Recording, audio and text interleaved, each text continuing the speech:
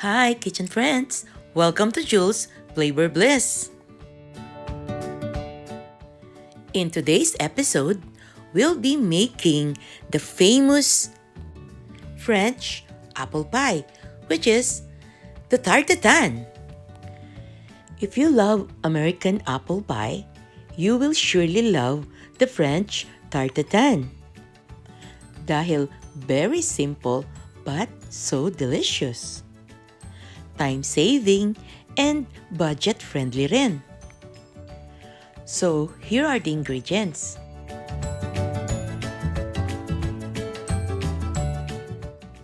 And we'll be using Granny Smith apples because of its acidity or yung kanyang konting sourness. Now, let's add lemon juice sa ating prepared bowl. This will prevent our apples from discoloration. Meantime, let me give you a little background about Tarte Tatin. It was invented daw out of culinary clumsiness by the year 1920s in north-central France sa isang railway hotel kitchen. There were two sisters, the Tatin sisters, who were famous of their tarts. And one day, because of confusion sa kitchen, and Stephanie, one of the sisters, had put the pastry dough sa top ng mga caramelized apples instead of vice versa. So right now, we'll remove the peel ng mga apples.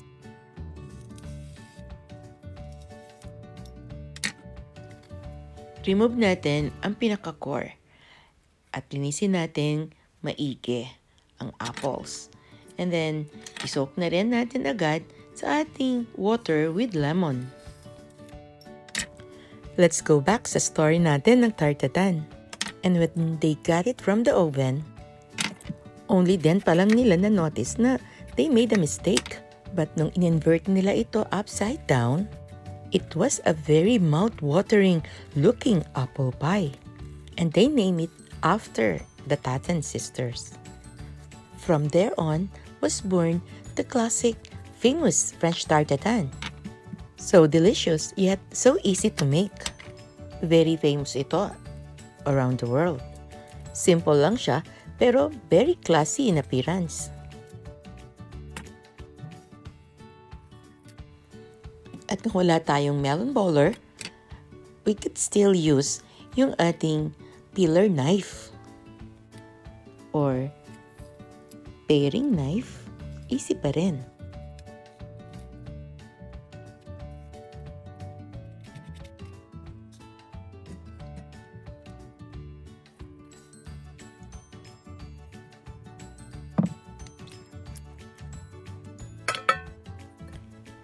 Then, i-drain natin ito.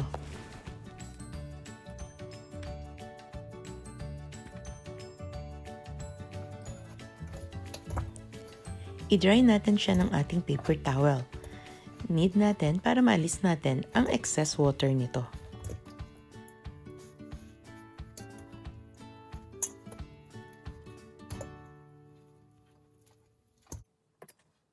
Then, i-coat natin siya ng ating softened butter.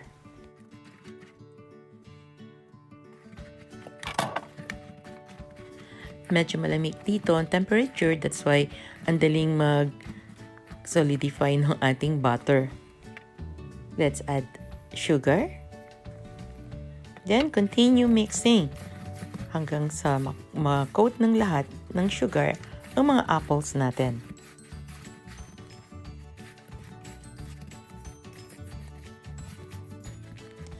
At sa ating pan, nag-melt ako ng ating butter at incorporate ko na rin ang sugar. Pati na rin ang lemon juice and a pinch of salt.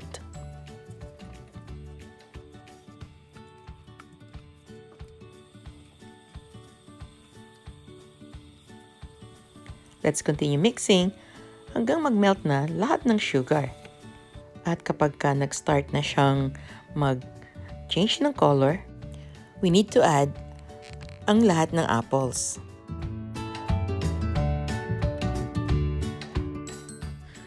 Medyo na-miscalculate ko yung aking pan. Siguro mas maganda i-use a bigger pan. But I love using my Dutch oven pan kasi it lessens yung cooking time. After mixing the apples, let's cover and let's cook for a few minutes. At this point, I'm adding a little all-purpose cream para mas lalong creamy ang ating caramel.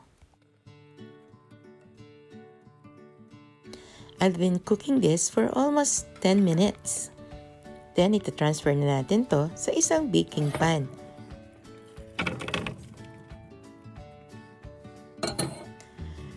We'll arrange yung apples ng upside down, facing sa'yo yung pinaka-core, and you will see bakit sa final product natin.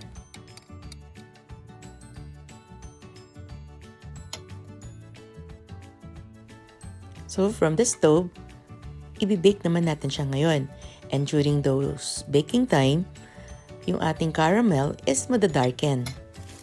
So, right now, i-cover ko siya ng aking store-bought na puff pastry. And i-cover natin ang top. Ayusin lang natin at i-insert lang natin yung mga dulo sa mga sides ng pan. Naalala ko yung story natin kanina kung saan nag-error si Miss Stephanie.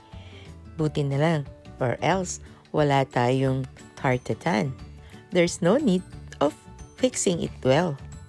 Don't worry kung medyo crooked ang mga edges nito. So we put little holes for the release of steam. So into the oven for 35 minutes at 170 degrees Celsius. Voila! Ito na ang ating finished product. Now, we will invert it upside down. Kanina, nag-run ako ng knife sa mga edges nito. Tulusan, now, i-shake pa rin natin para talagang ma-release na ang ating tart. Tcharan! And now, presenting our famous French Tarte Tatin.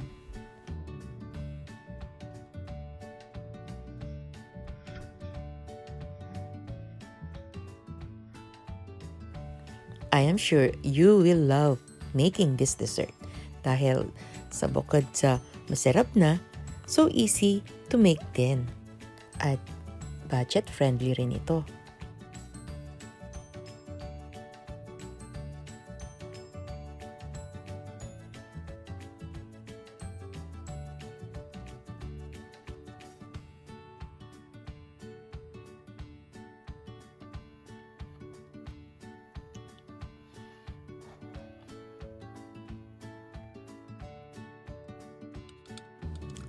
And this has been another sweet, fun kitchen adventure here in Jules Flavor Bliss.